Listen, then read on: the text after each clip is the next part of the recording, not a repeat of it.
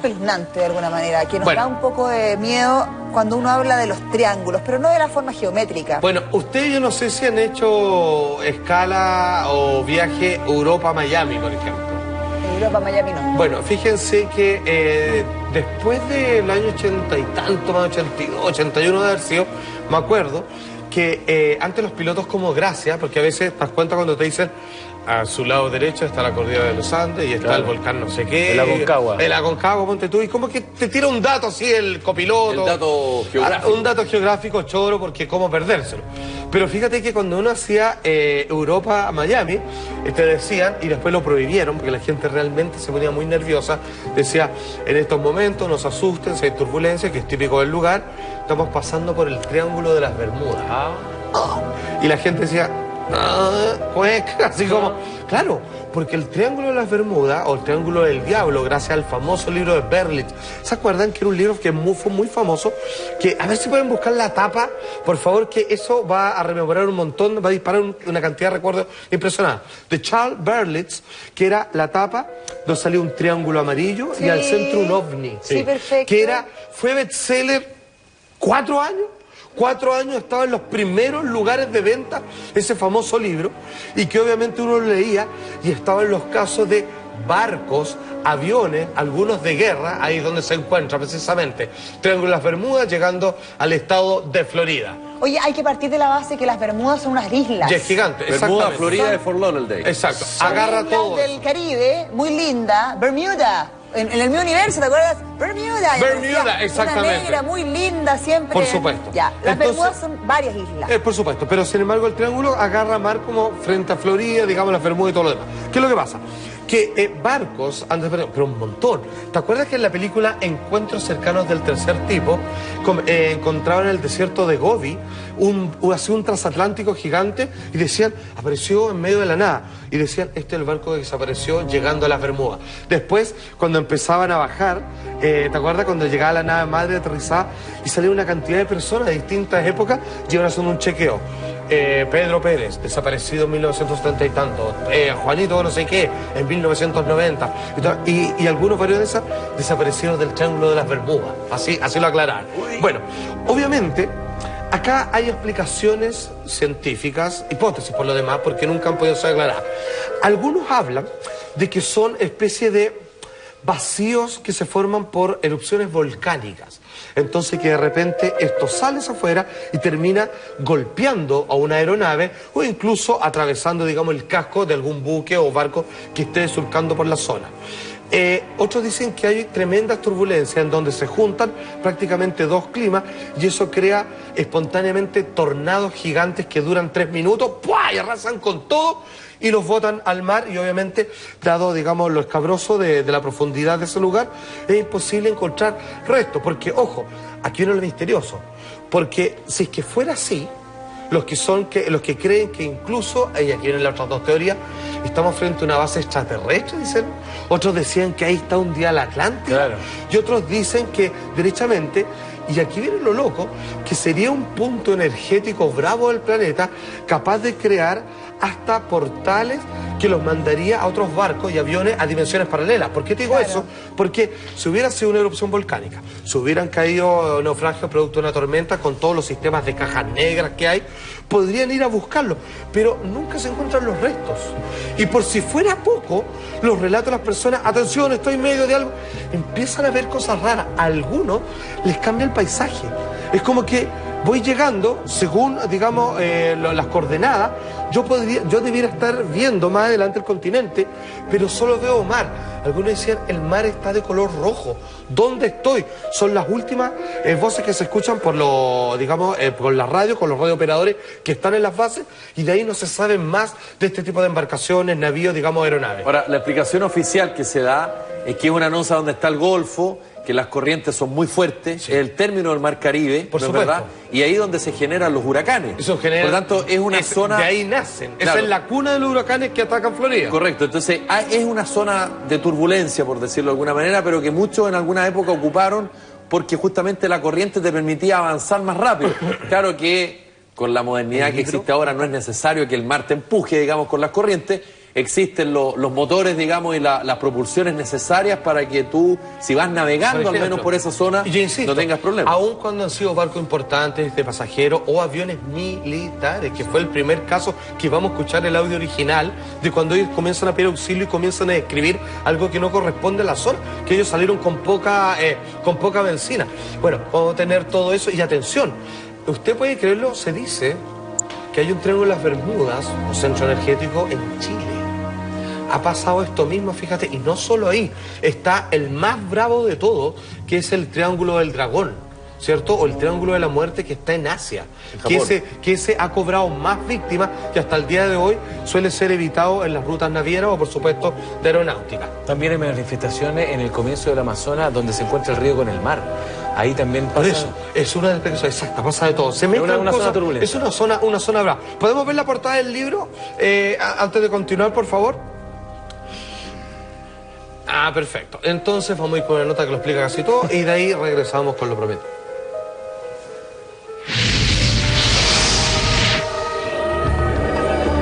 ¿Ha escuchado hablar sobre las desapariciones de barcos y aviones sin explicación alguna? Estos hechos suceden desde cientos de años atrás, sin nunca encontrar rastros de los aparatos y mucho menos de sus tripulantes. Sin embargo, todas las desapariciones coinciden en algo, y es que la ruta de viaje de estas incluía un triángulo, como el de las Bermudas, uno que se encuentra acá en Chile, o mejor dicho, los Triángulos de la Muerte. Imagínese estar volando sobre mar abierto y que de pronto se corten todas las comunicaciones con tierra. Dicen que hay 12 de estos misteriosos triángulos en el mundo. Algunos lo relacionan a asentamientos de ovnis, otros a anomalías electromagnéticas e incluso se habla de entradas a otras dimensiones. Lo cierto es que aviones y barcos que han pasado por el lugar se han encontrado con extrañas experiencias anormales e incluso algunos nunca regresaron para contarlo. Uno de los triángulos de la muerte más reconocidos es el Triángulo de las Bermudas, situado en el Océano Atlántico entre las Islas Bermudas, Puerto Rico y Florida. Durante cientos de años, aviones y barcos se han esfumado en su diabólica geometría. ¿Pero de qué se trata exactamente? ¿Un mar de olas gigantes?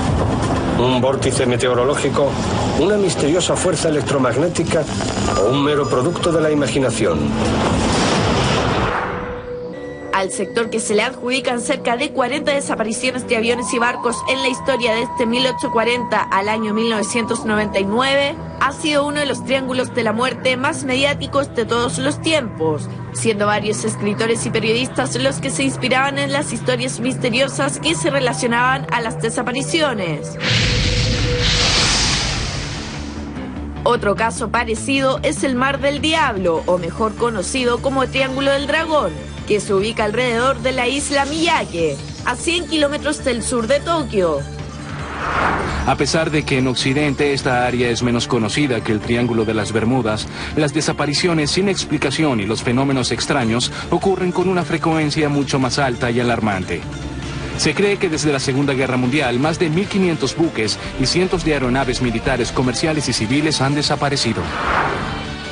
Este triángulo no es más conocido que el de las Bermudas, pero sí registra más desapariciones que este. En los mapas japoneses, este sector, que es el que aparece como uno de los más peligrosos del país, luego de la desaparición de 5 buques militares con 700 tripulantes y posteriormente un buque con 100 científicos que fue enviado por el gobierno para investigar el caso.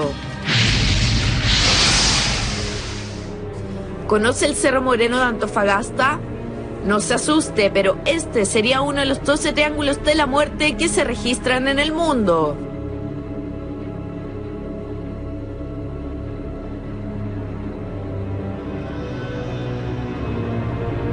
El Triángulo de Cerro Moreno, ubicado en la segunda región, también ha registrado desapariciones inexplicables. Y según estudios norteamericanos, por este lado de la Tierra los culpables serían los ovnis. Así lo demuestra el caso de unos pilotos de combate de una patrulla integrada por cazas F-5, que volaban por la zona norte el año 1976, cuando registraron lo que según los testigos sería una nave extraterrestre volando sobre ellos, que luego aceleró y desapareció.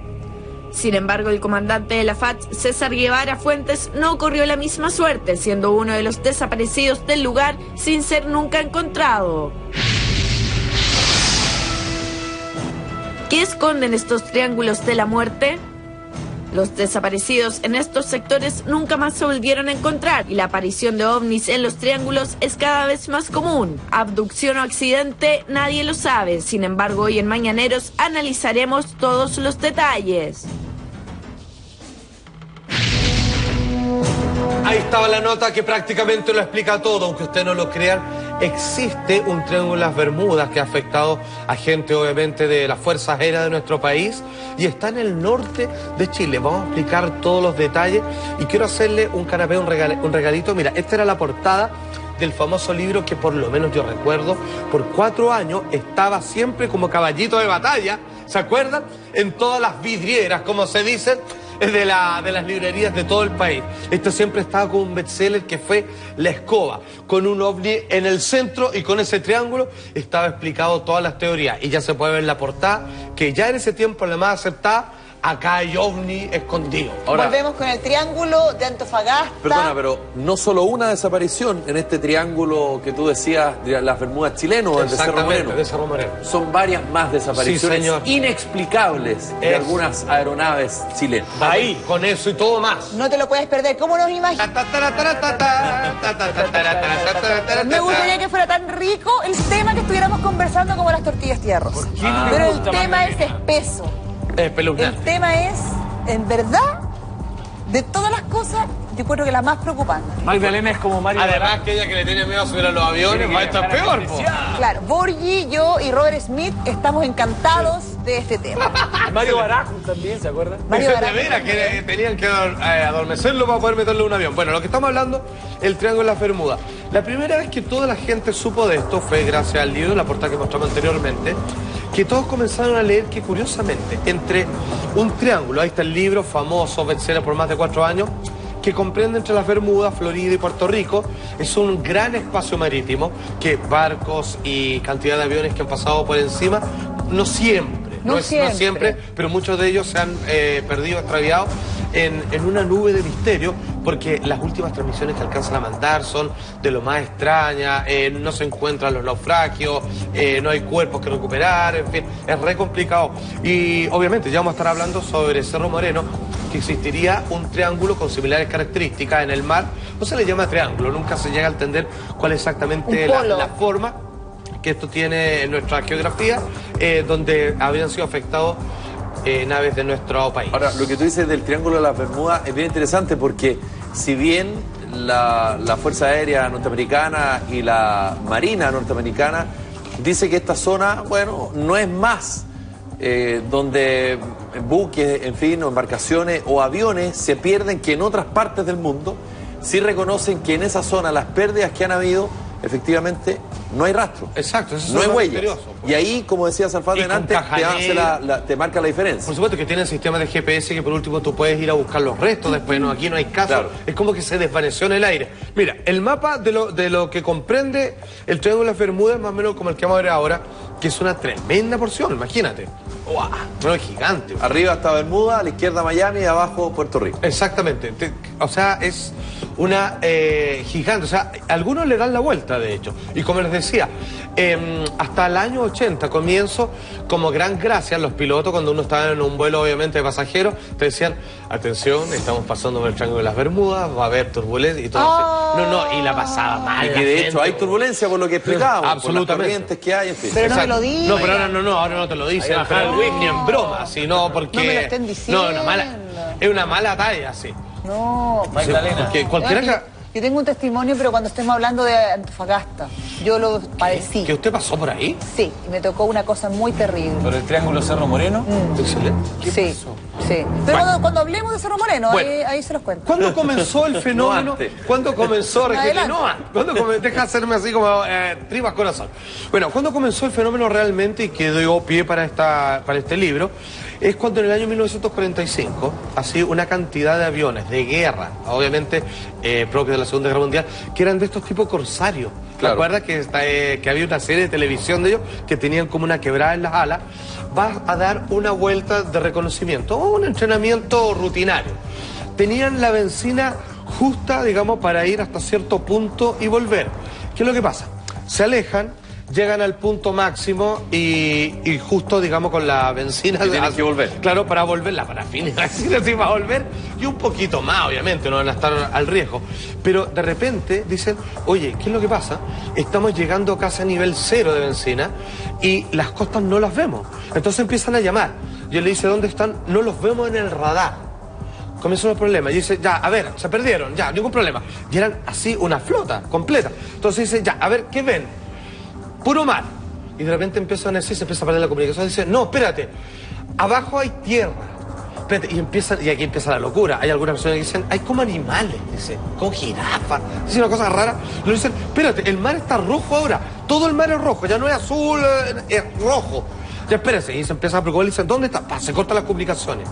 Y vuelve, que es lo que no corresponde, porque en cantidad de tiempo, vuelve 1 hora después, 2 horas después, que ya se le hubiera acabado la benzina. O sea, ya los dan que cayeron en el fondo del mar, vuelven a escuchar una nueva versión de las comunicaciones, decían, grito, así en la escoba. Eso es de original y están. Pero mira, está el caso del vuelo 19 del año 45. Mira, ojo, algunos comienzan a escribir luces. Dicen que el día también se volvió como de noche. Dicen, qué raro. Qué raro la hora, decía, pero hay distintas versiones de esto. En el libro, me acuerdo, decían, se ven estrellas. Abajo no corresponde donde estamos geográficamente. La brújula se volvió loca. No sabemos dónde estamos. Por favor, necesitamos coordenadas. Entonces ahí empiezan. ¿Dónde están? Para ver qué se ve. ¿Qué se ve a la izquierda, a la derecha? No corresponde el paisaje. Se hizo más tarde. 1 hora después se volvió a escuchar cuando ya no tenían benzina. O sea, nada corresponde con nada. Mira, por favor, veamos los audios, por favor, de ese momento. Estaba programado volar al este hacia Bahamas, luego al norte, al suroeste y de vuelta a la base. Taylor dejaría a uno de sus alumnos dirigir al resto en formación cerrada. La primera señal de dificultades apareció a las 15:40, cuando otro vuelo de preparación comandado por el teniente Robert Cox captó una transmisión de radio. No sabemos dónde estamos. Nos hemos perdido tras el último giro.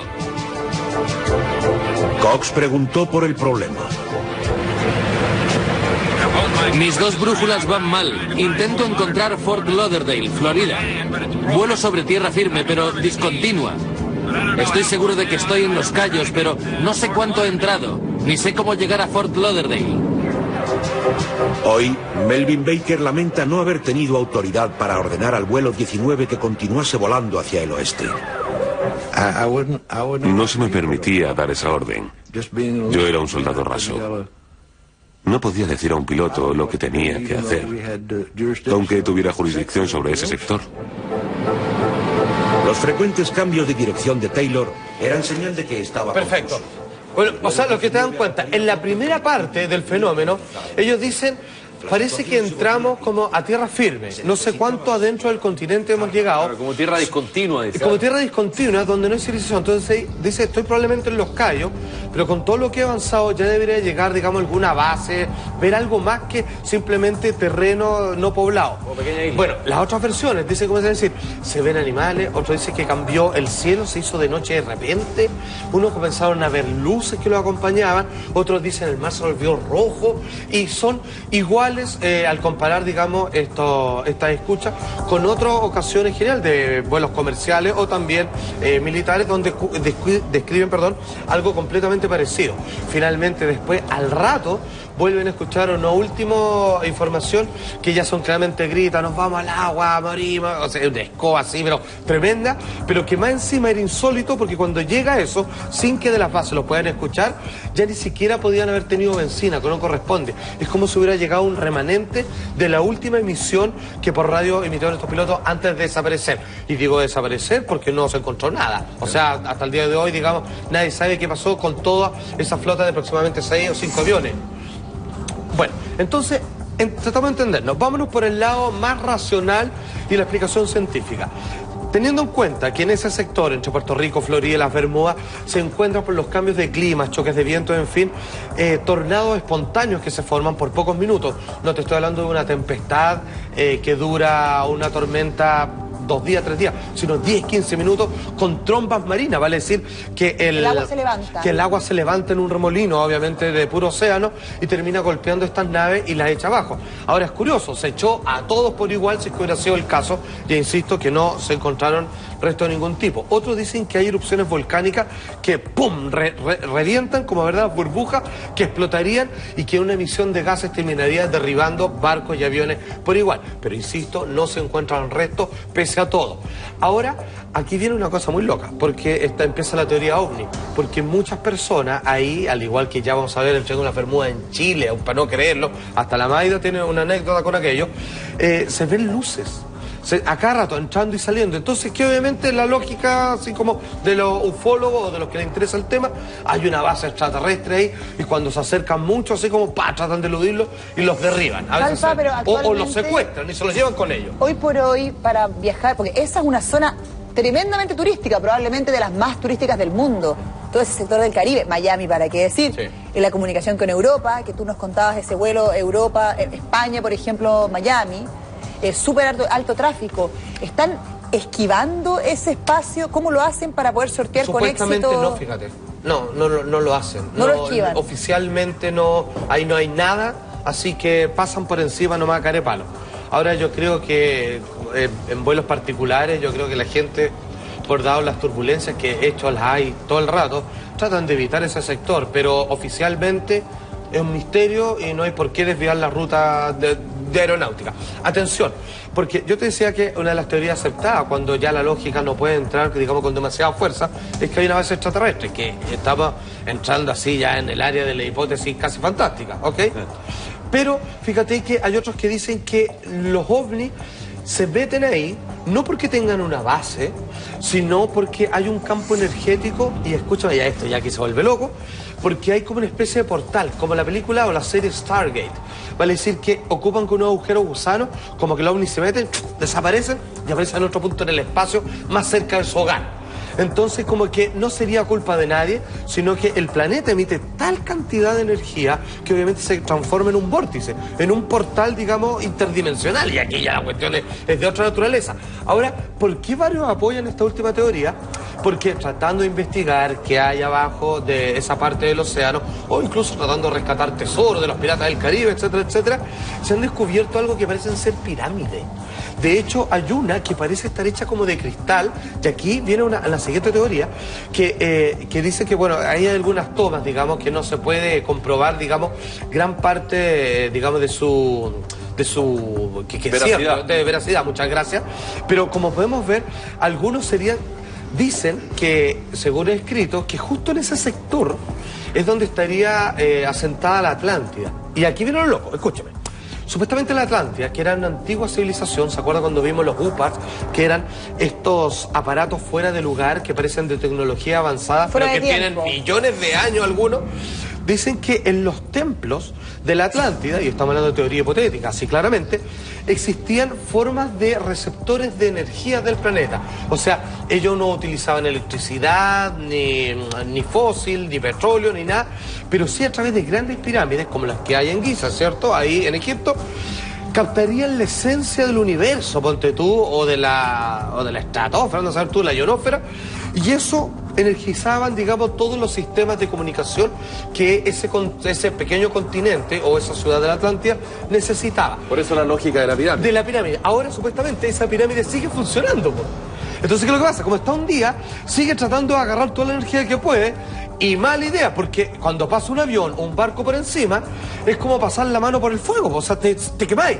¿Cachai? Entonces, esa energía que está funcionando, como se puede ver en esas gráficas, digamos, que ilustrarían cuál sería una de las posibilidades, y eso supuestamente es una toma original, que se dicen que son varias, y la más grande tiene como cierta transparencia, como que uno puede ver animales acuáticos hacia el otro lado, por eso dice que es como de cristal o algo así, estaría más grande que las de Egipto, ¿eh? Son enormes.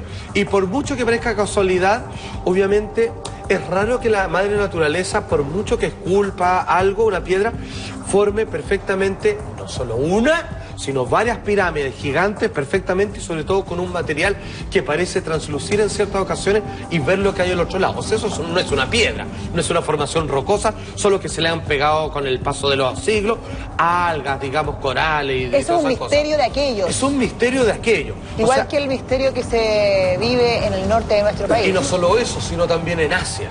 Hay dos al menos. Sí, el del Asia es más bravo. Ojo, ese es peor. Ese tiene más barcos y aviones a su haber. Más magnetismo. Muchos más. Y obviamente, y dicen que... Ustedes han visto el planeta Júpiter, que tiene una famosa mancha, que es una tormenta que ha durado millones de años. Se descubrió, y esto ya es teoría científica, de que los planetas sí tienen como centros de energía, así como propia, ionización, etc.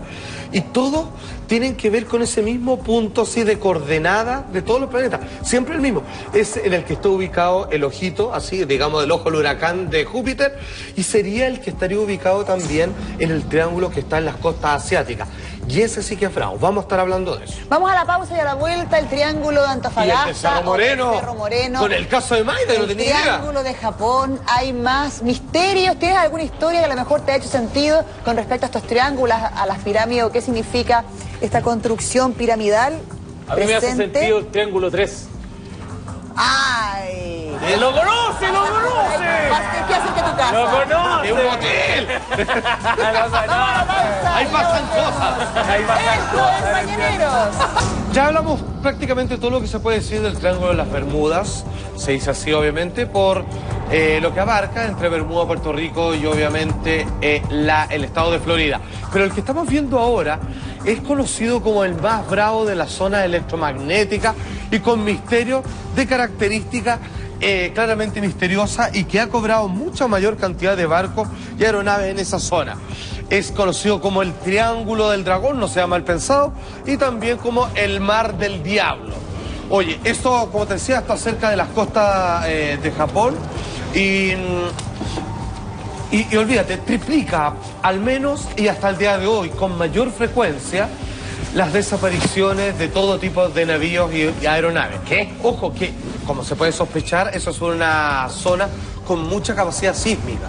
O sea, obviamente, ahí prácticamente sería... Cinturón de fuego del Pacífico. Cinturón de fuego del Pacífico, pero full. Así, obviamente, ahí hay un ojo, digamos, de terremoto y obviamente se hace notar en lo que tiene que ver con las turbulencias del océano y que puede ser, una vez más, la explicación lógica para la desaparición de barcos, pero no explica en el caso de los aviones. Con los avances a paso de mutantes que se dan en los días de hoy, ¿cómo los aviones no han desarrollado la tecnología para poder tener, qué sé yo, una grabadora, diciéndolo así vulgarmente, para poder dar este tipo de datos? Para poder dar en más exactitud de decir, ¿sabéis qué? Confirmado. Aquí hay una pista de aterrizaje de objetos voladores no identificados, hay un segundo planeta, hay una línea paralela. Bueno, qué bueno lo que usted dice, porque al parecer, tratando de evitar corrientes electromagnéticas o todo tipo, cuando los instrumentos tienen así como prácticamente, además de la coraza de Faraday que protege por relámpagos, rayos, han bajado mucho desde el año 2000 en adelante, pero hasta aquel entonces, hace poco más de 12 años, todavía la cantidad, digamos, de misterio eran muchos. Ahí estamos viendo en el mapa más o menos la tremenda cantidad de kilómetros de geografía oceánica que abarca este conocido como el Triángulo del Dragón. O el Triángulo del Diablo. O el Triángulo del Diablo, o Mar del Diablo también, como se le conoce. Fíjense que muchos de las desapariciones de navíos y aeronaves que han ocurrido ahí sin dejar rastro, o sea, desaparecen del radar, que eso ya es un friquerío absoluto. De repente vienen y desaparecen. ¿Qué pasó? Empiezan a llamar, nadie contesta. Pero hay un caso de Amelia Earhart, que ella en el año 37, famosa aviadora, tremenda, que estaba haciendo un vuelo por esa zona, comienza a transmitir, comienza a escuchar, y una vez más los relatos espeluznantes de que de repente iba bien con mi brújula clara y ahora no tengo la menor idea dónde me encuentro, solicito ayuda y le dicen, nos encantaría decirle, pero usted acaba de desaparecer del radar, nos llega su señal de radio, pero no podemos guiarla. Cuéntenos cuál es el paisaje, empieza a escribir cosas que no corresponden, que no están en ningún mapa. Mira, aquí se ve y se escucha clarísimo, por favor. 2 de julio de 1937, 12:30 del mediodía. La aviadora pionera Amelia Earhart y el navegante Fred Norman dejaron Lee, Nueva Guinea, en el último tramo de su vuelo alrededor del mundo. Según el plan de vuelo, viajarían 4.000 kilómetros hasta la isla Howland, donde se detendrían para recargar el combustible, pasando sobre el Triángulo del Dragón. Nunca los volvieron a ver. Miro hacia el este del Pacífico, ella escribió, y me sentiré feliz cuando dejemos atrás los peligros que he experimentado. Este fugaz contacto de radio es el último reporte de Amelia Earhart. Eso salía en los noticiarios de cine cuando uno era una película de aquella época que la famosa aviadora había desaparecido. El mundo al instante. El mundo al instante. Teorías para variar un montón que decía que, dado su pericia, digamos, al manejar una aeronave, estaba haciendo un vuelo de espionaje, que la derribaron, que no sé qué. Pero una vez más, los gobiernos lo niegan, que no hubo intervención de parte de la milicia, que claramente tampoco se encontraban los restos, y además con el relato de ella que no sé dónde estoy, díganos más o menos lo que ve, el paisaje no corresponde, se escucha la radio pero ella no aparece en el radar y de repente, ¡pum!, desaparece para nunca más volver.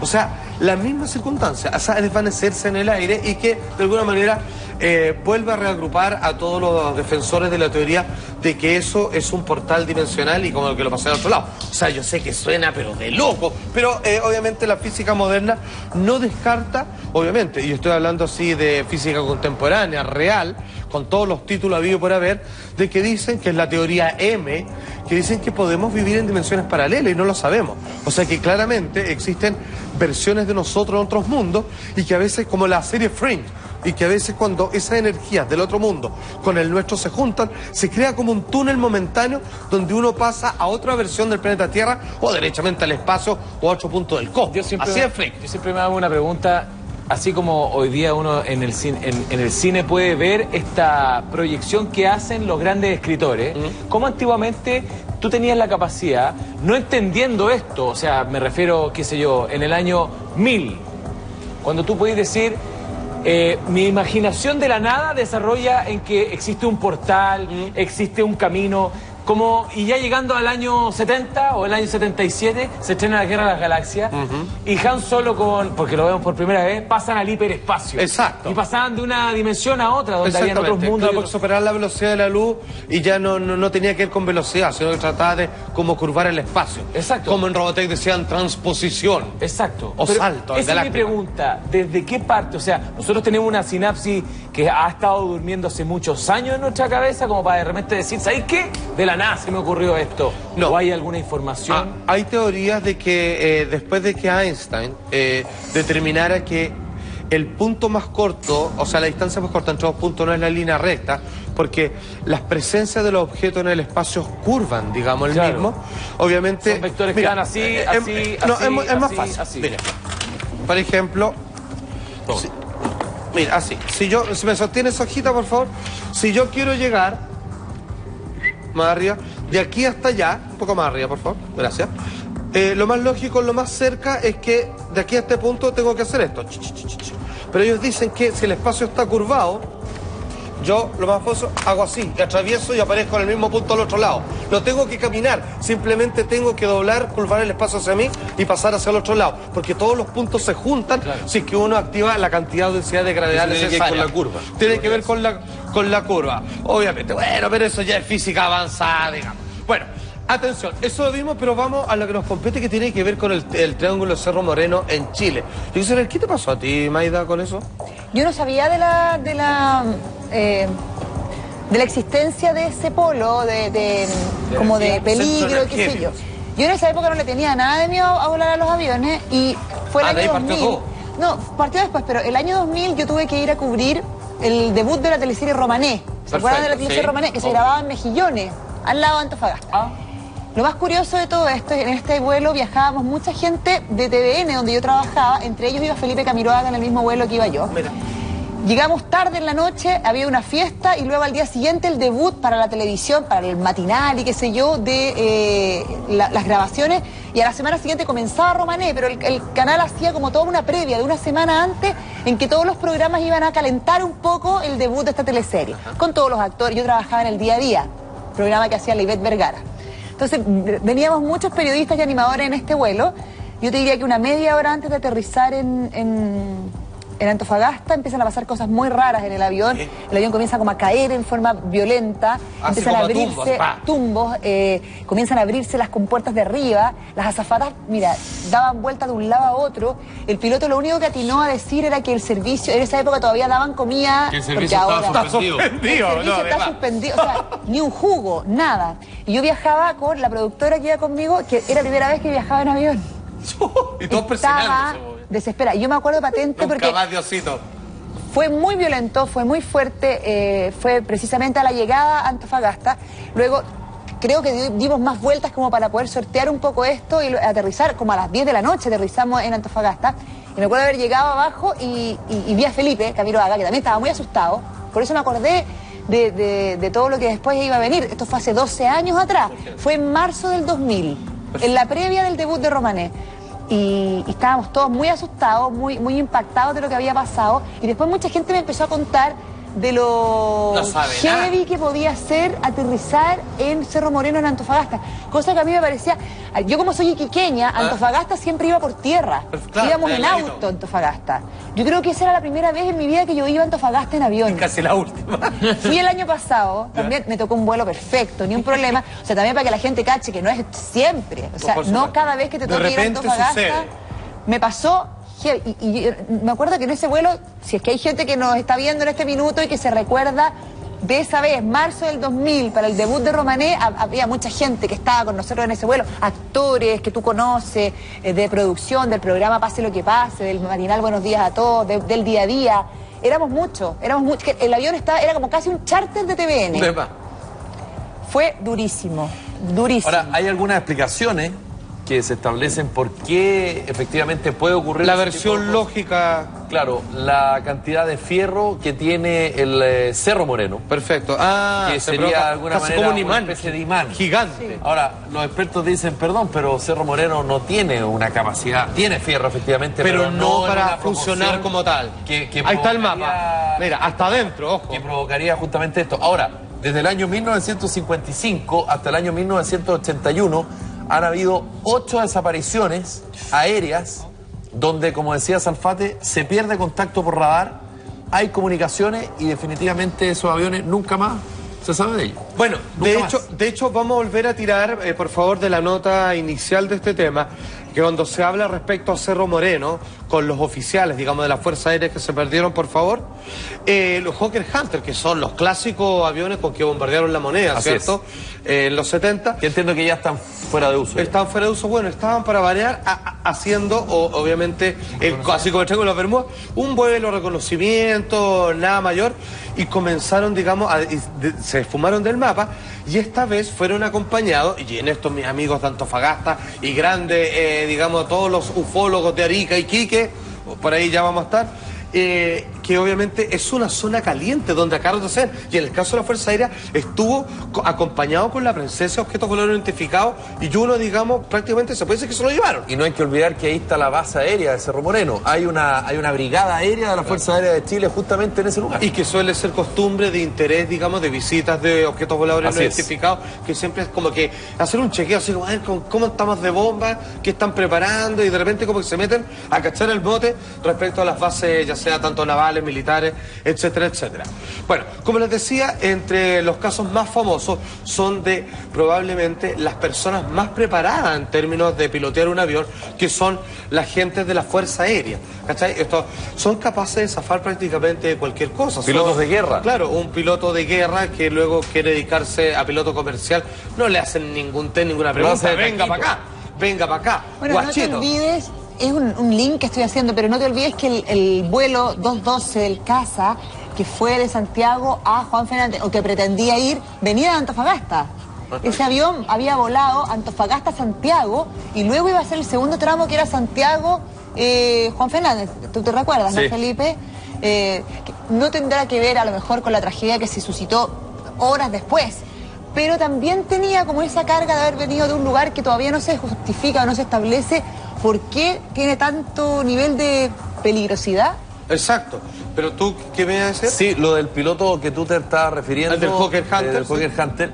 Él era instructor de piloto por instrumento. O sea, el papá de claro, estos tipos entiendo que les bloquean el parabrisas. Ah, lo hacen aterrizar por instrumento. Exactamente. O sea, sin ver, o sea, solo la y por lo tanto, seco. Claro, una cosa hacerlo en un simulador y otra cosa hacerlo en un avión de verdad. Absolutamente. O sea, era un tipo muy capacitado, con muchísimas horas de vuelo y experto en la materia. Exacto, que puede aterrizar, como decirlo de alguna manera, con los ojos vendados. Exactamente. Que prácticamente eso se trata, al taparle todo, digamos, los vidrios de los espejos para abrir. O definitivamente la vista a él, digo. Exactamente. Bueno, ¿qué es lo que pasa?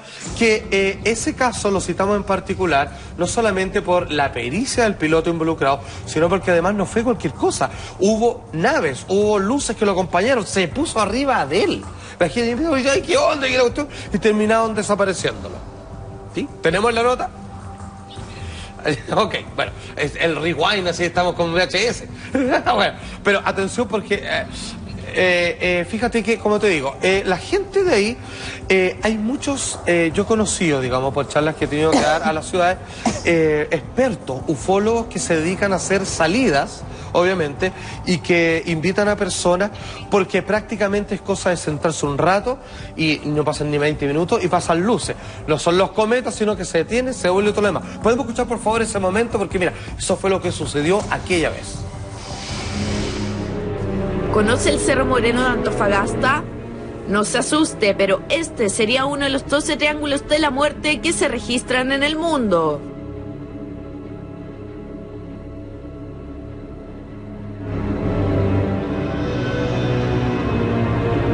El Triángulo de Cerro Moreno, ubicado en la segunda región, también ha registrado desapariciones inexplicables. Y según estudios norteamericanos, por este lado de la Tierra los culpables serían los ovnis. Así lo demuestra el caso de unos pilotos de combate de una patrulla integrada por cazas F-5, que volaban por la zona norte el año 1976, cuando registraron lo que según los testigos sería una nave extraterrestre volando sobre ellos, que luego aceleró y desapareció. Sin embargo, el comandante de la FAT, César Guevara Fuentes, no corrió la misma suerte, siendo uno de los desaparecidos del lugar sin ser nunca encontrado. ¿Qué esconden estos triángulos? Bueno, había en los años 80 apareció un programa maravilloso que fue exportado a distintos países, se llamaba OVNI. Sí, bueno, en los 90, perdón, me lo estaba tirando. Le tiraste 10 años encima. Exacto, bueno, pero si yo ya veía esas cosas. Bueno, obviamente, fíjate que se tomó este caso, fue uno de los capítulos más notables de esa serie, y curiosamente comenzaban a comentar los parientes del desaparecido y otros pilotos que dicen que esto no fue el típico accidente. Dice que papeles fueron reservados, fueron claramente clasificados de máxima seguridad, no se informó todo a las personas, digamos, relacionadas con la persona desaparecida, sino que incluso los que están involucrados, los otros que alcanzaron a ver el fenómeno, pero que lograron zafar, los callaron, los silenciaron, le dijeron, esta es la versión oficial, los repasaron, a ver, dígame qué pasó, eso no, ya, eso sí, eso es lo que van a contar todo, y esta cuestión se cierra y se acabó. O sea, fue propio del reportaje de aquel programa OVNI de TVN, y que claramente esto no fue cualquier cosa. Hubo informe, hubo involucrado milicia norteamericana, y a todos los callaron y le dijeron, esta cuestión se cierra acá, esta es la verdad oficial, hasta acá es lo que comentó usted, aquí, señora, lo lamentamos mucho, digamos, aquí está, obviamente, digamos, la póliza de seguro, y no pregunte más porque no hay nada más que decir. Se acabó, o sea, te pasaste. O sea, le pusieron un candado al tema, claro. Claramente. Cuando hay involucrados naves cuyo origen no se puede comprobar, que no corresponde a la forma, al fuselaje de ningún avión conocido, que son platos redondos con luces que de repente aceleran y hacen virajes de 90 grados, que eso para nosotros es imposible. Si es que inventaron una máquina así, querían todo aplastado y reventado, todos los sesos, digamos, contra uno de los lados del avión, eso no se puede hacer, no hay explicación, y como les digo, si bien esto no pasa siempre, hay veces, como le tocó por desgracia a la Mayra, en donde sentís poco menos que el avión se va a venir a pique. Claro. Con todo el poder.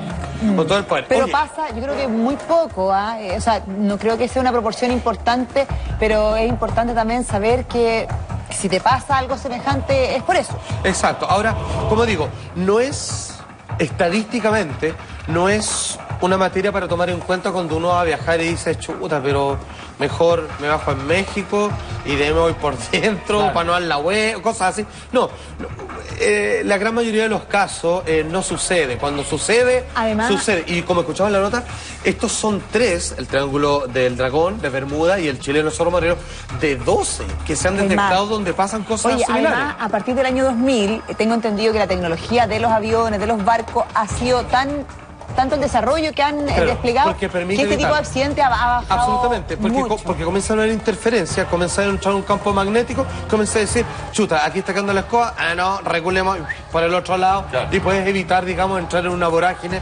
vórtice, portal. Anda a saber tú qué realmente es esta cuestión. Lo que sí sabemos es que hoy es viernes. ¡Sí! ¡Rico! ¡Que se acabó la semana! Sí. Y usted sabe que desde las 8 de la mañana hasta las 12 del día se juntan 3 programas, se hace el Triángulo de las Bermudas, porque a las 12 del día se viene Intruso y nosotros volvemos el lunes a las 9:30. Mañaneros, los espera esta próxima semana. Hemos tenido una semana excelente. Gracias por su sintonía. Que les vaya muy bien, que pasen un fin de semana muy entretenido en familia. Bríllense que va a estar helado. Chao, chao. Felipe.